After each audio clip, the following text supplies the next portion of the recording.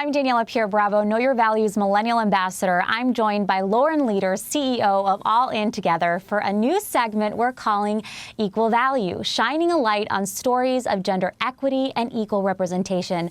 Lauren, really looking forward to digging into these stories with you. I'm so excited to collaborate with you to dig deeper into the issues and topics affecting the lives of women, and especially women of color.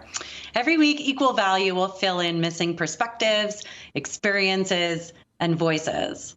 Well, you've been working on equity for women in business and politics for years. You've written so much on this topic, including a book on diversity and inclusion. I myself have written about the obstacles women face early on in their careers. So we both have a lot to say about these topics from a different generational perspective. I know you dug into a global gender gap report to get us started. What did you find? So every year, the World Economic Forum publishes this great report called the Global Gender Gap Report, which ranks 170 countries around the world in terms of how gender equal they are. And the good news is that the United States is doing better. We're now 30th in the world, which you might find actually surprising that we're not in the top 10, nor, by the way, have we ever been as long as they've been doing the report. But this is actually a big improvement. During the Trump administration, the U.S. fell to 98th in the world for the gender parity of women. And one of the reasons why we're doing better is the record number of women who ran for and won elected office. And of course, the new groundbreaking numbers of women in the senior level cabinet positions, and of course, the vice presidency. So it's historic progress, but still you can ask, why aren't we doing better? Yeah, why aren't we doing better? I mean, women only make up 30% of Congress. There's 0 black women in the Senate, only 43 female governors ever. 9 of them are governors right now. When you look at the most gender equal countries, one thing that they all have is government support for working women, including childcare and paid leave. The U.S. has lagged behind, but that might finally be changing. Elizabeth Warren introduced a bill that puts $700 billion into childcare, and the Biden administration is including childcare in the new infrastructure bill. Warren's proposal caps the cost of childcare to 7% of a family income. And Lauren, I just read this report of Unidos US, which is the largest civil rights organization for Latinos in this country. As of April, Latinas' unemployment rate dropped to 20%. The share of Latinas employed in the workplace dropped to almost 55%.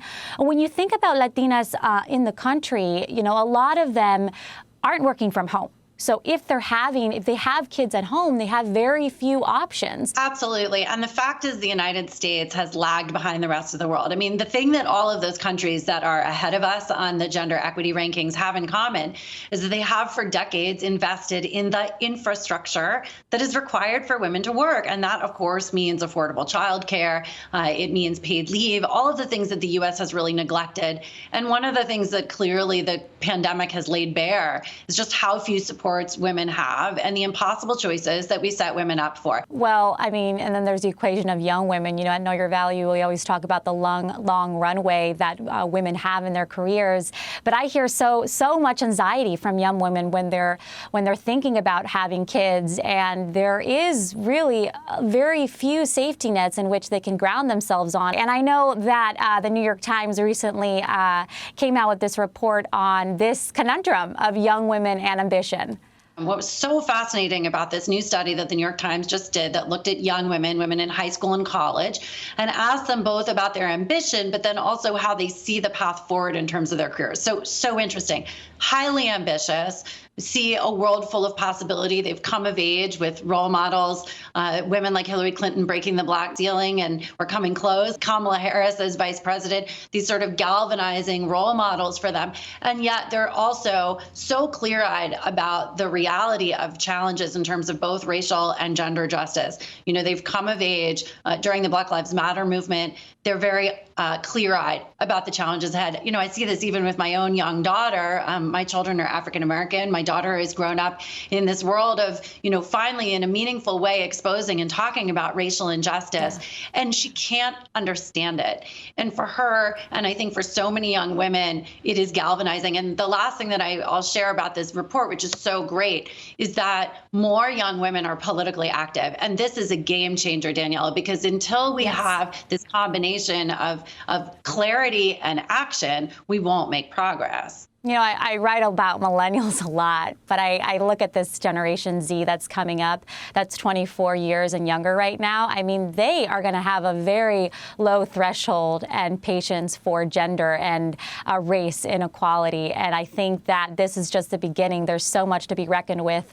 And as you mentioned, this is a generation that policy and politics is deeply embedded in their identity, right? So the future is bright ahead, Lauren. Yeah, it definitely gives me a lot of hope. We need these young women to keep active and to keep on it and to hold our leaders accountable. And when the leaders aren't doing what they want, they need to run for office and replace them.